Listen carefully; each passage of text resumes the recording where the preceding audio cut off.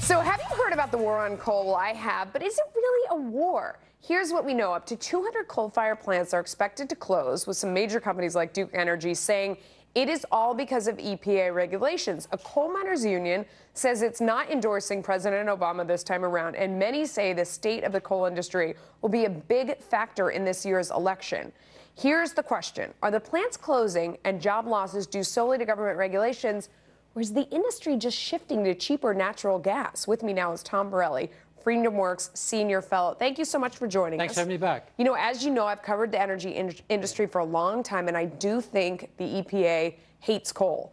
But I'm not sure if the transition that we're seeing right now is a result of that or because natural gas is so plentiful and cheap. Well, both are playing a factor, but by far the driving force is the EPA's war against coal. How do you know that? Well, first of all, President Obama, before he was elected, the last election time, he said you could use coal, but under this cap-and-trade plan, utilities would likely go bankrupt. He tried cap-and-trade, that failed. Then he's using the EPA, but he's using EPA after EPA. Look, from cradle to grave, they're trying to bury the coal industry. You can't get a mining permit. In fact, Arch Coal had a water permit pulled during an active mine. Then they're making more expensive for utilities to use it with the regulations. They're trying to regulate the coal ash, and you can't build a future coal plant because of the greenhouse gas rule. From cradle to grave, there's no coal industry. At the same time, I've seen ads that he's running in Ohio saying that he is a friend of the coal industry. He's lying. But does that get any traction? I mean, do people see that and believe it? It has stats in it. I mean, I've watched it online,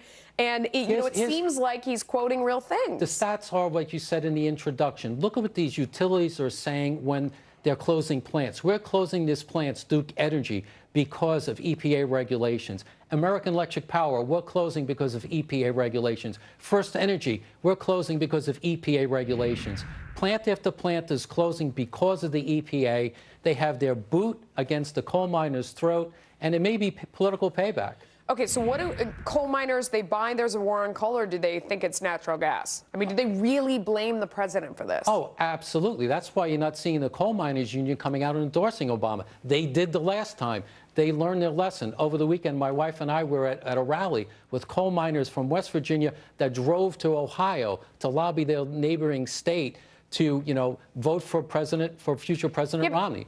Are they endorsing President Romney, or are they just not endorsing? Well, the union is a union. Remember, it's a hierarchy. But the rank and file union and non-union coal miners are, I think, going to go for Romney. And also, we met someone from a railroad. Railroads get up to 30% of their revenue from coal. Now, those stocks are being hit. So a lot of blue-collar union jobs are on the line, and these people are worried about their jobs. See, I agree with you that it's a problem. I'm just not sure that the message is getting all the way through. I mean, how many votes do you think that this could possibly cost the president in Ohio, and could it decide the state?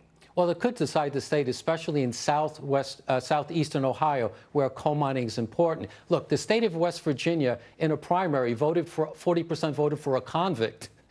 Over, compared to President Obama, because of the war on coal, I believe. And you also have Virginia and Pennsylvania still involved with coal. So this could be a big issue, but there's no doubt EPA's war on coal is forcing these utilities to close. Every time utility close, that's the utility workers that are getting thrown out, and there's nowhere to ship the coal because they're not buying it.